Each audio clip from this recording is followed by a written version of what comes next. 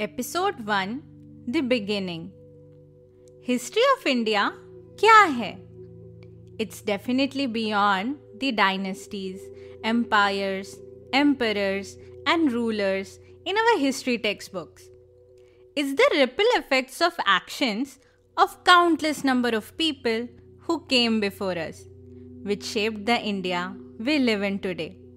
तो आइए सुनते हैं इंडिया की कहानी। हेलो एंड वेलकम टू नमस्कार इंडिया, और मैं हूं आपकी होस्ट आराधना। आप सबने कभी न कभी तालाब या झील में पत्थर फेंका होगा। मैं घंटों झील के किनारे बिता सकती हूँ एंड मेरा फेवरेट गेम है पत्थर को दूर फेंक के उसके रिपल इफेक्ट्स को चारों तरफ फैलते हुए देखना।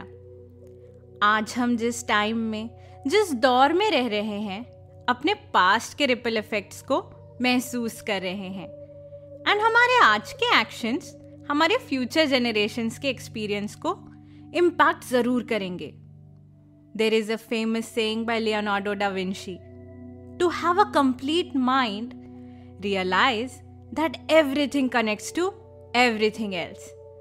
जिसका तात्पर्य शायद ये है कि we can learn better, faster and smarter when we can connect the dots.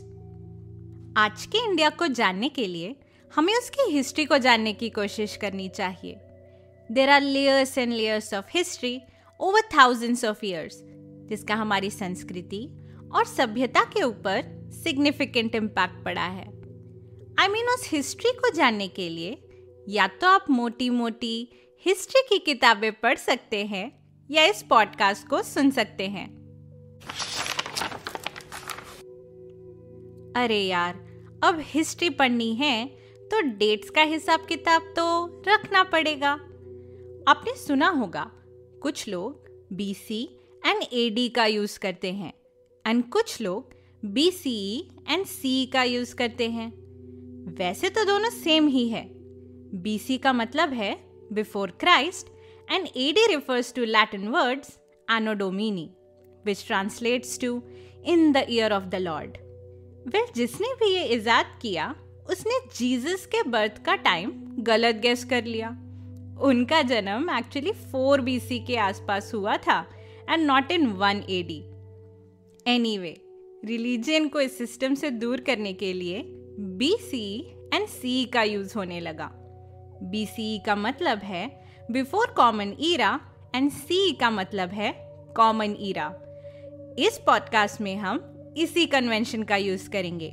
BCE backwards count करेंगे and CE forward, and 1 BCE के बाद 1 CE ईयर स्टार्ट होगा। तो चलिए शुरुआत से शुरू करते हैं। तो आज से करीब 1400 करोड़ साल पहले अ बिग बैंग हैपेंड, जहां से कॉस्मिक इवोल्यूशन की शुरुआत हुई। वेट, आई थिंक हम कुछ ज्यादा ही पीछे चले गए। थोड़ा फास्ट फॉरवर्ड करते हैं। करीब 80 लाख साल पहले अफ्रीका के जंगलों में एप्स का इवोल्यूशन हुआ। अब कुछ एप्स को जंगलों से ग्रासलैंड्स की तरफ ट्रैवल करने का कीड़ा हुआ होगा।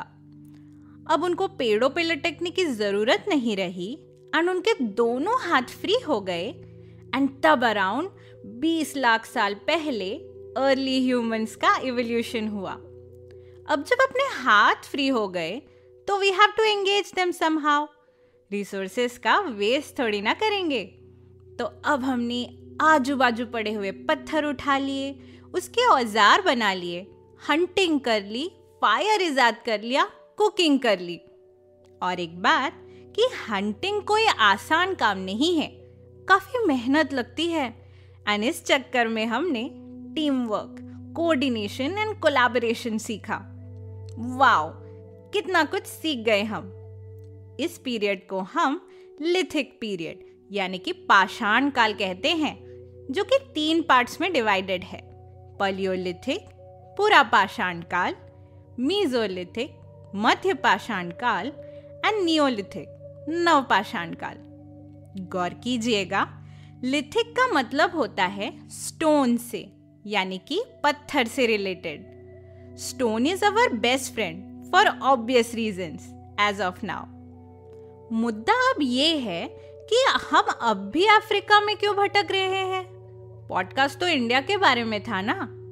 अरे भाई धीरज रखिए, बस अब पहुंचने ही वाले हैं। तो पैलियोलिथिक एज यानी पूरा पाषाण काल में, जैसे कि हमने बात की, we were a nomadic race in search of prey. इसी वजह से हमने ट्रैवलिंग चालू कर दी होगी। वैसे ट्रैवलिंग के पीछे climatic changes like volcanic eruptions, ice edges, droughts वगैरह भी हो सकते हैं। तो अपने एक्सप्लोरेशंस के दौरान हमको पता चला होगा कि नदियों के किनारों पे सर्वाइवल काफी इजी है, एज हंटिंग इजीली हो सकती है, बिकॉज नदी के किनारे जानवर वगैरह पानी पीने आते रहते हैं। This was the beginning of human settlements, यानी कि अब हमने घर वर बना के रहना चालू कर दिया। तो इस समय के दौरान जो हमने ट्रैवलिंग की होगी, नए रिवर सिस्टम्स एंड उसके आसपास के इलाकों की खोज में, एक झुंड अपना इंडस रिवर के पास आ पहुंचा करीब 70,000 BCE के आसपास। ओके, तो हमने इंडस प्लेन्स में यानी नॉर्थ वेस्टर्न साइड से एंट्री मार ली एंड देन हमने और भी रिवर सिस्टम्स की खोज की across the land mass. But the most important amongst them was Ganga, Brahmaputra और उसकी ट्रिब्यूटरीज वाला एरिया, जिसे इंडो गैंजेटिक प्लेन्स कहा जाता है। इस बेल्ट में फर्टाइल अलुवियल सॉइल वाला लैंड है जो अपनी इन हिमालयन रिवर्स से सींची जाती है। By the way, Madhya Pradesh में एक जगह है भिम्बेटका रॉक शेल्टर्स, जो कि यूनेस्को वर्ल्ड हेरिटेज साइट भी है। यहाँ आपको स्टोन एज यानी कि पाषाण काल की पेंटिंग्स देखने को मिलेगी। शुरू में तो हम सब नोमैड थे यार, लेकिन जब बहुत गर्मी, ठंडी या बारिश पड़ती होगी तब हम ऐसे शेल्टर्स में रहते होंगे। अब हंटिंग तो कर नहीं सकते, तो बैठे बैठे क्या करें? करना है कुछ काम, तो अपन ने टाइम पास के लिए पेंटिंग्स बना ली। If we study these paintings closely, you will see a snapshot of life in those times. I mean, we get inspiration from what we see and imagine, right? तो यहाँ आपको देखने को मिलेगा कुछ पेंटिंग्स में कि जानवरों का शिकार हो रहा है, या डांस हो रहा है, या ट्राइबल वॉर्स हो रहे हैं। कहीं कहीं आपको सन, मून, सेलेस्टियल कॉन्स्टेलेशंस के भी पेंटिंग्स देखने को मिलेंगे। एक बात आप नोटिस करेंगे कि उस टाइम के लोग एलिमेंट्स ऑफ नेचर जैसे कि फायर, अर्थ, एयर और वाटर को अपने से ऊपर मानते थे, बिकॉज उन लोगों ने देखा था इनका पावर, जैसे जंगल में आग लगने से या नदी में बाढ़ आने से जो तबाही वगैरह होती है। शायद यहीं से अर्ली गॉड्स का कॉन्सेप्ट आया होगा। कितनी अमेजिंग बात है ना कि गॉड का कॉन्सेप्ट कब से चला आ रहा है। तो ये करीब 10,000 BCE के आसपास का टाइम है। Now we are settled as tribes, और जब हम इतना समय एक जगह पे बिताने लगे तो हमने ये नोटिस किया होगा कि कुछ जानवरों को, स्पेशली हर्बीवोरस जानवर जैसे sheep, goats, cows and pigs की हंटिंग करना काफी आसान है। एंड इनफैक्ट इनको डोमेस्टिकेट किया जा सकता है ताकि इनको बाद में मार के खाया जा सके जरूरत के टाइम पे। I mean, सारी जंग खाने के लिए ही तो है, कल भी और आज भी। इस टाइम को मीजोलिथिक एज यानी मध्य पाषाण काल कहा जाता है, जो कि 8000 BCE के आसपास का टाइम है। इस टाइम के अराउंड अर्थ का टेम्परेचर भी राइज होने लगा, जिसका मतलब ये है कि फ्लोरा एंड फौना का इवोल्यूशन एंड अबंडेंस। हमने देखा होगा कि ग्रासलैंड्स में कुछ स्पेशल टाइप की घास है जिसमें स्पेशल टाइप के ग्रेन्स है, जैसे कि वीट या बार्ली। और हमको धीरे से आइडिया लग गया होगा कि शिकार के अलावा इसको भी पका के खा सकते हैं एंड इनफैक्ट इसको उगा भी सकते हैं। तो इस तरह नदी के किनारों की फर्टाइल प्लेन्स पे एग्रीकल्चर की शुरुआत हुई। बेस्ट बात ये हुई कि पूरे ट्राइब को अब शिकार करने नहीं जाना पड़ेगा एंड अपने पास काफी स्पेयर टाइम भी आ गया। अब खाली तो बैठेंगे नहीं, तो मिट्टी के साथ पत्थरों के साथ हमने कुछ आर्टिस्टिक बना के आर्ट की खोज कर ली। इस तरह हमने बर्तन बनाना, पेंटिंग, वीविंग एक्सेट्रा सीखी होगी। इसे नियोलिथिक एज यानी नवपाषाण काल कहा जाता है, जो कि 3500 BCE के आसपास का टाइम है। अब इस टाइम तक अपने पास सबसे स्ट्रॉन्ग वेपन जो है वो पत्थर है, लेकिन अब हमने कॉपर की एंड देन ब्रॉन्ज की खोज कर ली। अब जब हमको मेटल मिल गया तो things got revolutionized a bit, like better tools, better weapons, better artwork.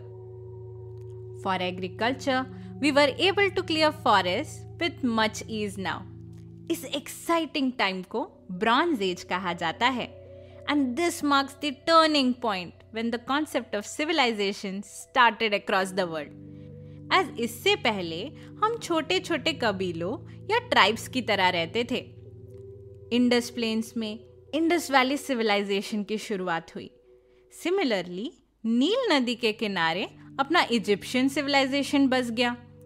Tigris and Euphrates के किनारे मेसोपोटामियन सिविलाइजेशन एंड हुआंग नदी के किनारे चाइनीज सिविलाइजेशन की नींव डल गई। This is around 2800 BCE। वैसे आप भी सोच रहे होंगे मैंने क्या लंबे लंबे जंप मारे टाइमलाइन पे। तो बात ये है कि शुरुआत में चीजें काफी स्लो है, बोरिंग है, सेम चीज कर रहे हैं रोज रोज। अगर देखा जाए तो ह्यूमन हिस्ट्री के 99% टाइम में हम नोमैड्स की तरह बस शिकार के पीछे ही तो भाग रहे थे। असली एक्शन तो बाद में शुरू होगा।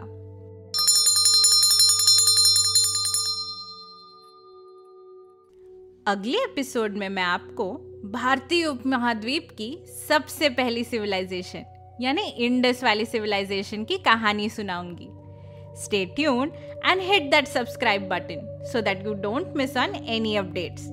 Thanks for listening and this is your host Aradhna signing off until next time. अगर आपको ये एपिसोड पसंद आया हो तो अपने फ्रेंड्स एंड फैमिली के साथ जरूर शेयर कीजिएगा and don't forget to follow Namaskar India on social media for latest updates.